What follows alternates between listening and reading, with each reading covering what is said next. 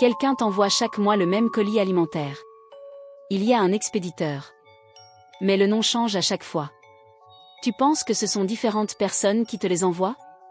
Le problème, c'est que le contenu est rigoureusement identique. Et il arrive toujours à date fixe. Comme si une seule personne, sous des noms différents, répétait la même chose. Une fois par mois. Sans jamais commettre d'erreur. Tu commences à trouver cela étrange. Ces noms, sont-ils réels? Ou alors, depuis le début, il n'y a que une seule personne. Qui est cette personne qui t'observe en secret? Cette nourriture est-elle vraiment un geste bienveillant? Sans une goutte de sang, pourtant elle glace le sang. Aujourd'hui, je vais vous raconter une histoire, un colis mystérieux, une nouvelle de l'auteur et youtubeur japonais populaire, Ameshita Uketsu, qui mène des enquêtes sur des phénomènes paranormaux, a reçu fin août un courriel de demande d'aide particulier. L'expéditeur, nommé Urakawa, est un homme d'âge moyen vivant seul dans l'appartement Komakidaso, à Tokyo. Dans son message, Urakawa raconte un événement qui l'effraie beaucoup. Depuis son emménagement en octobre dernier, il reçoit chaque mois un colis inconnu. Plus étrange encore, le nom de l'expéditeur change à chaque fois. Invariablement, il s'agit de noms qu'il ne connaît pas. Le courriel était accompagné d'une photo du colis reçu ce mois-ci. Sur l'image, on voyait qu'il contenait des produits alimentaires et des articles ménagers. Cela ressemblait à de l'aide envoyée par la famille, rien de particulier. Si c'était une farce ou un colis effrayant, cela pourrait s'expliquer. Mais c'est précisément parce que ce colis n'a rien de malveillant, que l'on ne comprend ni l'identité de l'expéditeur ni son but, que l'affaire en devient terrifiante. Pour en savoir plus, Uketsu a téléphoné à Urakawa. La voix d'Urakawa au bout du fil était faible. Il a avoué que ses parents étaient décédés, qu'il avait perdu contact avec ses amis depuis plus de 10 ans, et qu'il était sans femme ni enfant. Il ne voyait vraiment pas qui pourrait lui envoyer quelque chose. Au début, il avait pensé à une erreur de livraison, imaginant que le colis était destiné à un voisin nommé Urakawa. Mais après s'être renseigné, il s'est avéré qu'il n'y avait pas d'autres personnes portant ce nom dans les environs. Il a aussi pensé que cela pouvait être pour l'ancien locataire, mais l'agence immobilière lui a confirmé qu'aucun locataire précédent ne s'appelait Urakawa. Tous les indices montraient que ces colis lui étaient bien destinés. Plus troublant encore, les photos des bordereaux d'expédition qu'Urakawa avait rassemblées montraient que tous les expéditeurs étaient des noms féminins inconnus. L'adresse d'expédition était toujours Ebinashi, dans la préfecture de Kanagawa. Pourtant, il n'y était jamais allé et n'y avait ni famille ni amis. De plus, après vérification, les adresses exactes sur les bordereaux étaient complètement fictives.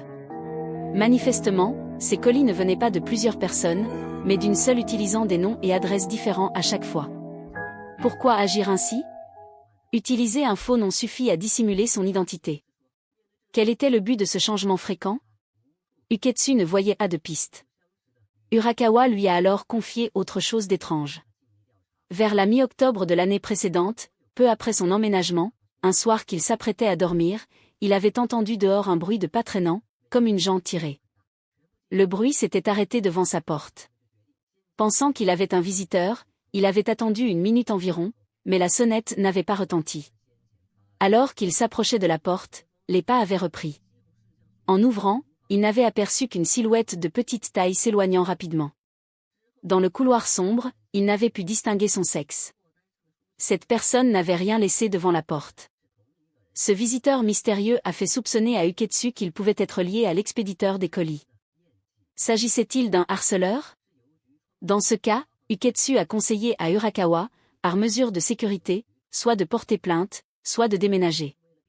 Bien qu'Urakawa doutât qu'un homme de 40 ans, seul et négligé, puisse être suivi, il avait bien contacté la police.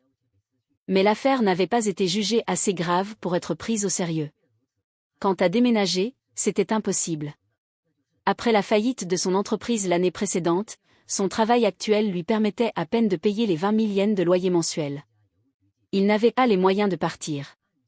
Autrement dit, face à cette persécution sans raison, il n'avait nulle part où fuir. Il ne pouvait que demander l'aide de Uketsu, un inconnu. Uketsu a promis d'enquêter. Apprenant qu'Urakawa avait conservé tous les colis, il lui a proposé de les lui envoyer pour chercher des indices. Urakawa a toutefois dit que les cartons étaient grands et que tout envoyer serait compliqué.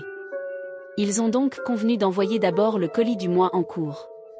Après avoir raccroché, Uketsu a de nouveau examiné les photos qu'Urakawa avait envoyées. Le contenu était toujours le même, riz précuit en boîte, sauce tomate, produits ménagers, rien d'anormal. Il a ensuite observé les bordereaux. L'écriture et la mise en forme étaient très similaires, visiblement de la même main. Un détail supplémentaire attirait l'attention, les vignettes de confirmation sur les colis. Ces vignettes, apposées par les guichets postaux, prouvaient que tous les colis avaient été expédiés en bureau de poste. L'expéditeur évitait ainsi les commerces de proximité ou les enlèvements à domicile qui exigent plus d'informations personnelles. L'étiquette d'un des colis avait été arrachée et le carton était abîmé, ce qui semblait délibéré. Malgré cela, certaines informations ne pouvaient être cachées, les noms des bureaux de poste. Uketsu a découvert que les colis venaient de 3 bureaux de la ville d'Ebina, le bureau de Kishikimai, celui de Kazama-Ekimai et celui de Réseau. Tous se trouvaient à Ebina. Il était donc quasiment certain que l'expéditeur vivait près de la gare de Kazama, à Ebina. Le lendemain, Uketsu a reçu le colis du mois. En voyant l'objet physique, il a ressenti un léger décalage avec la photo, un sentiment de malaise subtil, mais trop discret pour qu'il y prête attention sur le moment. Après plusieurs jours d'enquête infructueuse, Uketsu a sollicité l'aide de son ami Kurihara, une personne intelligente. Architecte de métier, Kurihara aimait lire des romans policiers et avait déjà aidé Uketsu sur plusieurs affaires. Uketsu lui a envoyé un résumé. Moins d'une heure plus tard, Kurihara l'appelait. Après avoir précisé les points clés, il a écarté l'hypothèse du harceleur. Il expliquait que le but d'un harceleur est d'affirmer sa présence. Or, changer constamment de nom allait à l'encontre de cette logique. Si l'expéditeur agissait par ressentiment, il n'enverrait pas des objets aussi banals. Le motif restait donc un mystère. Kurihara s'est concentré sur le changement fréquent de nom, émettant une nouvelle hypothèse, l'expéditeur ne cherchait pas à tromper Urakawa, mais la poste.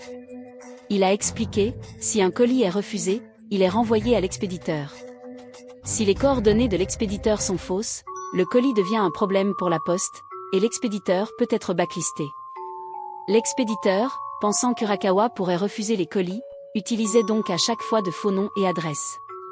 Le choix de 3 bureaux différents à Ebina visait aussi à ne pas être reconnu par les employés. Tous les noms étant féminins, l'expéditeur était probablement une femme. En étudiant les bureaux, Kurihara a trouvé un autre indice. Les 3 bureaux choisis sont situés autour de la gare de Kazama. Mais l'expéditeur n'a pas utilisé le bureau le plus proche de la gare, préférant celui de Kishikimai, à 2 km. De même, il a évité le bureau de Sakuragaoka, proche mais situé sur une colline accessible par de nombreux escaliers, pour lui préférer le bureau de Réseau, plus éloigné. Kurihara en a déduit que l'expéditeur devait éviter les transports en commun, comme le train, et les escaliers, probablement en raison d'un handicap, sans doute en fauteuil roulant. Cette conclusion a rappelé à Uketsu le bruit de pas traînant qu'Urakawa avait entendu.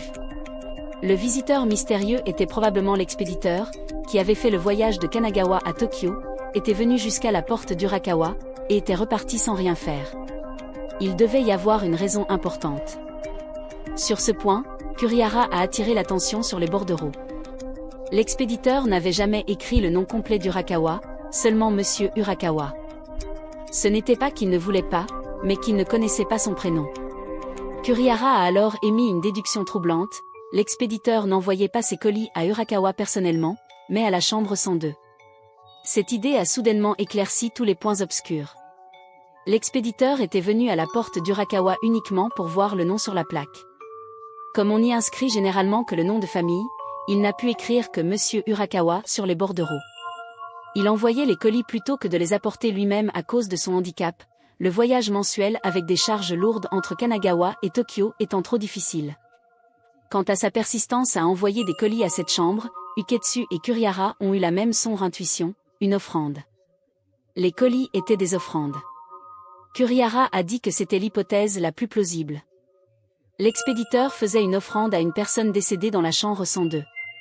Les produits ménagers n'étaient qu'un leurre pour dissimuler le véritable acte de commémoration et éviter de révéler son lien avec le défunt. Pour en avoir le cœur net, il fallait enquêter sur l'historique de la chambre 102 et voir si quelqu'un y était mort. Uketsu a informé Urakawa de cette hypothèse selon laquelle sa chambre serait un lieu sinistré et les colis des offrandes. Contre toute attente, Urakawa n'a pas paniqué. Au contraire, il a été soulagé d'apprendre que l'expéditeur ne lui voulait pas de mal. Il a dit ne pas croire aux fantômes et que cela ne lui posait pas de problème. Il a décidé d'aller parler à la propriétaire. 2 jours plus tard, Urakawa a rappelé Uketsu. Il avait vu la propriétaire, une femme âgée de plus de 70 en vivant seule. Elle était très chaleureuse et l'avait fait parler pendant près de 5 heures. Urakawa en a profité pour s'enquérir du passé de la chambre 102. Mais la réponse a surpris Iketsu, la propriétaire a formellement nié qu'un décès ait eu lieu dans cette chambre. Urakawa a également contacté d'anciens locataires, qui ont confirmé ses dires. L'hypothèse de l'offrande funéraire s'effondrait. Pourtant, cette visite n'était pas vaine. Au cours de ces discussions, Urakawa avait noté la liste des locataires de la chambre 102 sur près de 20 ans. En l'envoyant à Uketsu, un détail inquiétant a attiré l'attention, les 2 précédents occupants, Ryuashi Tanabe, 4 mois, et le couple Akiyama, 3 mois, n'étaient restés que peu de temps. Une idée a traversé l'esprit de Uketsu, peut-être que la chambre 102 recevait déjà ces colis mystérieux avant l'arrivée d'Urakawa, et que les occupants précédents avaient fui à cause de cette étrangeté. Pour vérifier, Uketsu a contacté les anciens locataires. Ryuashi Tanabe était injoignable, mais Yosuke Akiyama a confirmé ses soupçons, lui aussi recevait régulièrement des colis d'expéditrices inconnues, ce qui avait même causé des disputes conjugales, les poussant à déménager. Uketsu a ensuite appelé Mako Kirimura. Au seul mot de colis mystérieux, sa voix est devenue tendue. Bien que Uketsu ait expliqué le but de son appel, elle a fermement nié savoir quoi que ce soit et a même raccroché brutalement lorsqu'il a insisté.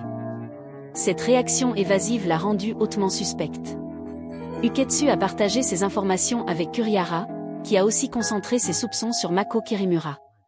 En reprenant son hypothèse d'une femme à mobilité réduite, il a émis une nouvelle supposition audacieuse, Mako Kirimura avait peut-être perdu sa fille, YUI. Il a imaginé que Mako, handicapée à la jambe gauche suite à un accident de voiture, était à l'origine de toute cette histoire. L'accident ayant causé la mort de sa fille, elle persistait à envoyer ses colis à la chambre 102 parce que sa fille y avait passé presque toute sa vie. Pour elle, cette chambre était le sanctuaire de l'âme de sa fille. Les biens matériels n'étaient qu'un camouflage pour masquer ses offrandes. Les vivants ont toujours besoin d'un lieu pour pleurer leurs défunts. Uketsu était sceptique. Si Mako voulait vraiment honorer YUI, pourquoi ne pas rester vivre dans cette chambre? Pourquoi s'embêter à changer de nom et envoyer ses offrandes? De plus, si c'était pour un enfant, les offrandes auraient plutôt été des jouets ou des friandises. Mais malgré ses doutes, il n'avait pas d'explication plus plausible, surtout au vu de l'attitude suspecte de Mako. Uketsu a cherché sur internet des informations sur YUI Kirimura, Mako Kirimura ou un accident. En vain. Il a alors élargi sa recherche à d'autres accidents de la route. Un article est alors apparu, un accident sur l'autoroute Tomei où une voiture a heurté une personne à pied, causant un mort. La victime n'était pas de la famille Kirimura, mais Eta Kuramoto et Sana Kuramoto, qui avaient vécu dans la chambre 102 entre 2005 et 2013. Eta était décédée, et Sana avait été grièvement blessée, avec une jambe gauche handicapée. Cela correspondait parfaitement au bruit de pas traînant entendu par Urakawa. Le véritable expéditeur était donc Sana Kuramoto, et non Mako Kirimura.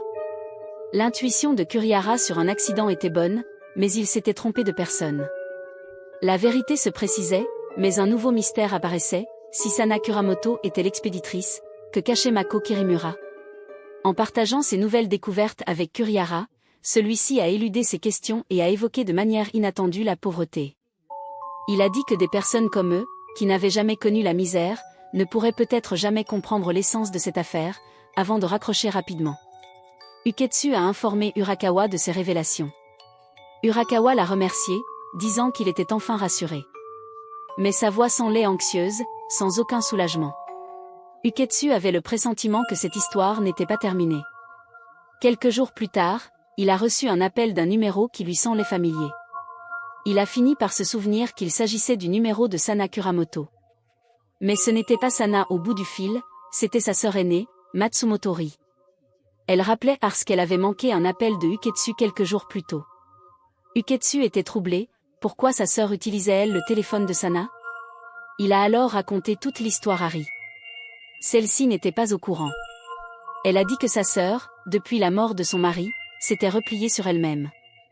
Puis elle a annoncé une nouvelle qui a stupéfié Uketsu, Sana était décédée d'un cancer en mai de cette année. Pourtant, Urakawa avait encore reçu un colis en août. Qui avait envoyé les colis après la mort de Sana? Ri a ajouté que sa sœur ne lui avait jamais demandé d'envoyer des colis, mais qu'elle semblait attendre quelqu'un. Jusqu'à la fin, à l'hôpital, elle murmurait des choses comme « Tu ne reviens pas? Peux-tu revenir ?» Après cet appel, Uketsu était troublé. En regardant le colis qu'Urakawa lui avait envoyé, il s'est souvenu de son malaise initial, et des mots de Kurihara. Les pièces du puzzle commençaient à s'assembler. Il a rappelé Urakawa pour lui annoncer la mort de Sana en mai. Long silence au bout du fil, puis Urakawa a dit « C'est donc ça ». Cette phrase a confirmé les soupçons de Uketsu. Il a décidé de confronter Urakawa. « Monsieur Urakawa, il est temps de me dire la vérité. » Uketsu a exposé les incohérences. Il avait reçu des photos de colis pour 11 mois, d'octobre à août, mais il en manquait 3, mai, juin, juillet. L'étiquette du colis d'où était déchirée, et ce n'était pas naturel. Surtout, le contenu du colis physique ne correspondait pas exactement aux photos. En comparant, il avait réalisé que les dates de péremption sur les aliments étaient différentes. Le contenu avait été remplacé. Tous les indices convergeaient. Urakawa avait arraché l'étiquette du colis d'où car elle indiquait une date d'expédition en mai. Ce colis était en fait le dernier que Sana avait envoyé avant sa mort. Urakawa avait remplacé les aliments car il avait déjà mangé les originaux. Il n'avait reçu aucun colis après mai, et tout son récit était un mensonge. Face aux preuves, Urakawa a avoué. Après la faillite de son entreprise l'année précédente, il était à la rue, incapable de payer son loyer. Il avait même failli mourir de faim. C'est alors que les colis de Sana étaient arrivés. La nourriture l'avait sauvé. Il avait culpabilisé de manger ses provisions anonymes, mais la faim avait été la plus forte. Les colis mensuels l'avaient soutenu jusqu'à ce qu'il retrouve un emploi en avril. Mais en mai, ils ont cessé. Incapable de retrouver l'expéditrice, inquiet pour elle, et rongé par la honte d'avoir survécu grâce à des colis anonymes, il avait inventé cette histoire de harcèlement pour que Uketsu enquête et retrouve cette personne qui lui avait sauvé la vie. Les sanglots d'Urakawa au téléphone ont serré le cœur de Uketsu. Il a alors compris le sens des paroles de Kurihara. Ceux qui n'ont jamais connu la faim ne peuvent mesurer l'importance de ces colis.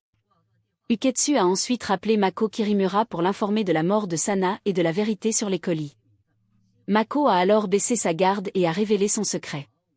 10 ans plus tôt, à 18 ans, elle avait eu une fille hors mariage. Abandonnée par le père, elle s'était installée avec son bébé dans la chambre 102.